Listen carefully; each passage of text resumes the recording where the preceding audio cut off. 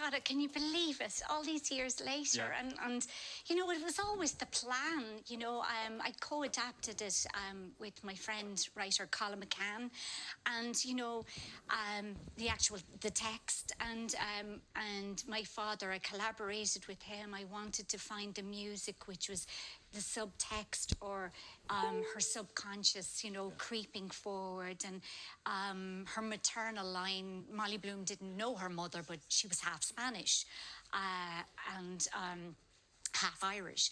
So it was very important to bring that into it, and I think it works beautifully. And back when we spoke with you, we just released an album of all of the music he'd recorded, along with the unabridged text of the entire soliloquy. Well, since then, I've had it. I adapted it for the stage, and it's a little shorter, and than 4 hours. It's about 90 minutes, and it's, you know, it's definitely a very physical piece. I'm not a woman in a bed. I believe she's Mother Earth and Mother Ireland, and she's on her feet, and so. You know, I think it's a beautiful piece. It's won several major awards now in New York, and... modesty.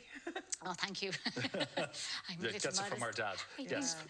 And it was always the plan to bring it home, and this tour is for him. You know, it was the most, the obvious choice. You know, you're going to a lot of places that are very, very special to you. Yes. And one of the places is going to be in Wicklow. Correct. Is that going to be a tough gig? Because you're literally just across the road from his grave. Yes. My father, you know, we lived for 47 years in Anamo, County Wicklow, and right up until his passing.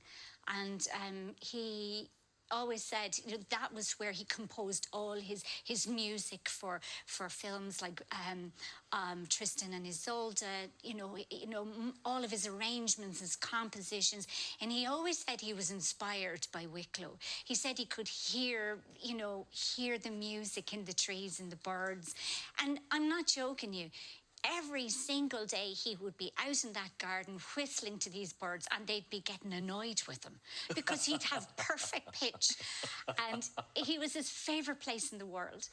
And so it's an obvious choice for me to bring it to the Wicklow Heather, which is, as you said, it's 500 yards. It's a restaurant. But they also have some beautiful literary memorabilia there, and it's about 500 yards from his grave. You'd almost expect him to open the jack and take out a whistle or something. Well, you never know. I know. That would be fairly newsworthy. God, knowing him. They're in spirit anyway, and in his heart. Thank you so much for joining us. Thanks for having me on. Good luck with the tour. Thanks very much. And you can find everything at reflectionsofmollybloom.com.